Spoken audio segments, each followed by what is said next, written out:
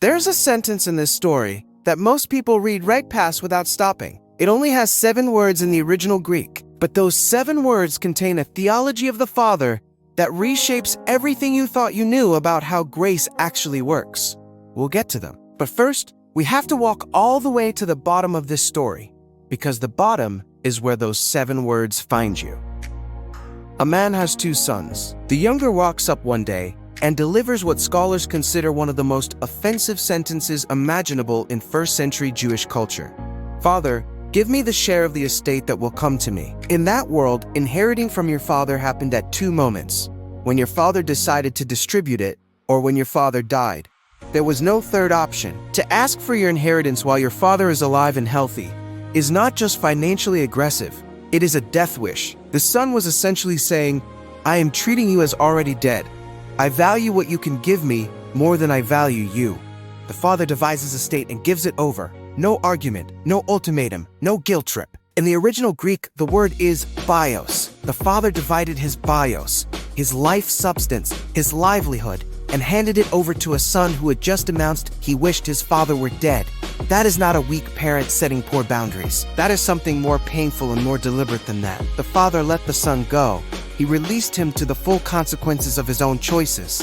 Sometimes love does not look like intervention. Sometimes love looks like open hands. The son leaves. The text says he went to a distant country. He needed to be somewhere his father couldn't see him. He burned through the inheritance in what Luke calls asotos, recklessly, without salvation, with no thought of tomorrow. He was living unsavedly, without the principle of rescue in his decisions at all. The money runs out at precisely the wrong moment. A severe famine hits the entire region. The friends who loved his wallet find somewhere else to be. He is destitute in a foreign country during a food shortage. He attaches himself to a citizen of that country and is sent to feed pigs. For a Jewish boy raised in a household that observed dietary law, pigs were the symbol of maximum uncleanliness. The animal that represented everything outside the covenant, everything outside God's intention for human life. He has not just lost his money, he has lost his category. He does not know who he is anymore. He is so hungry he begins looking at the carrot pods the pigs are eating and thinking about eating them himself. And then something shifts in him. The Greek says, "Asiaton de elthon."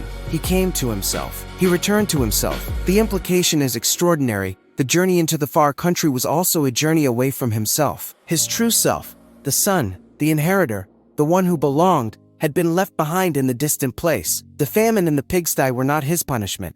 They were his mirror. They showed him who he had become, while being who he was pretending to be. He plans his speech on the way home. You can feel the rehearsal. "Father, I have sinned against heaven and against you. I am no longer worthy to be called your son. Make me like one of your hired servants." He has negotiated his way down to the lowest possible ask. He doesn't request restoration to sonship. He requests employment. He's trading his relationship for a roof and a wage. He has calculated what he deserves and asked for exactly that. He has completely underestimated his father. Luke 15 verse 20 says, "But while he was still a long way off, his father saw him and was filled with compassion for him.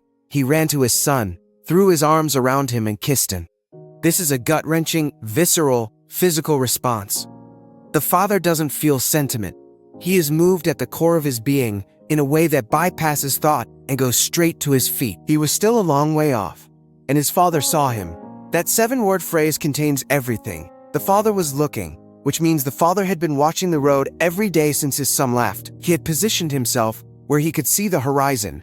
He was looking for someone who had told him to his face that he wished he were dead. He was looking for someone who owed him an apology, who had wasted his inheritance, who had embarrassed the family name in a foreign country. He was looking for that person, and he was looking with the specific hope of seeing them return. You know? The son never finishes his prepared speech. He gets to, "I am no longer worthy to be called your son," and the father interrupts the negotiation with a celebration. Robe, ring, sandals, fattened calf, music. The robe covered his rags. The ring was a signet ring. It restored his authority in the household. The sandals mattered too. Slaves went barefoot. Sons wore sandals. The father did not reinstate him as an employee. He reinstated him as a son, with full authority, before the apology was complete. Grace is not a response to the right words. It is a posture the father had been holding the whole time. There is a crowd of people in your life right now calculating what you deserve based on what you did. Some of them are right about the numbers. The son spent the money. He can't give it back. He wasted years. He can't return them. He embarrassed the family. He can't erase that.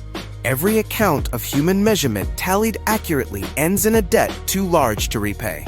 But the father of this story doesn't run those numbers. He runs a different calculation entirely, one that begins with love and works backward from there. And that calculation always ends in a celebration. You're not too far. You're not too late. And there's a very real possibility that the thing you're afraid to come back to is not waiting for you with the list of your failures. It's waiting for you with a robe, a ring, and a meal that was put on the moment someone spotted you coming down the road. The older brother in the story is worth a paragraph too. He has been faithful. He stayed. He worked. He never embarrassed his father or wasted the estate. He is genuinely furious when the younger one gets a party, and his fury has logic in it. I've been here all along, serving you, never disobeying. And you never even gave me a young goat to celebrate with my friends. The father doesn't tell him he's wrong. He says, "Son, you are always with me, and everything I have is yours." The older brother's tragedy is not his faithfulness. It is that he never enjoyed access to what was already his. He did all the right things while believing himself to be a servant rather than a son. Don't let the correctness of your conduct blind you to the fullness of your position. The father said, "Your brother was dead and is alive again. He was lost and is found." The words dead and alive, lost and found, these are resurrection words. Luke uses them deliberately. The return of the younger son is framed in the same theological category as the resurrection of the dead, which means that when Jesus told this story to the Pharisees who were objecting to his eating with sinners, he was not telling them a story about leniency, he was telling them a story about resurrection. Every prodigal return is a resurrection event. And you cannot argue with a resurrection the way you argue with a policy. If something in this story stayed with you, if it's still sitting somewhere in your chest, that's not an accident. That's the thing we don't scroll past. Hit like. A witness is still looking for proof that their story isn't over, and this might be how they find it. Pass it to that friend. The one whose testimony is still being written. The one who hasn't heard the scripture told this way before. And subscribe to Bible Rebooted. We don't come here to perform. We come here to tell the truth, and to hand you the evidence that you were never as far gone as it felt. Every story is evidence. It's your boy Kairos Ade signing out. Like, subscribe, and stream the music.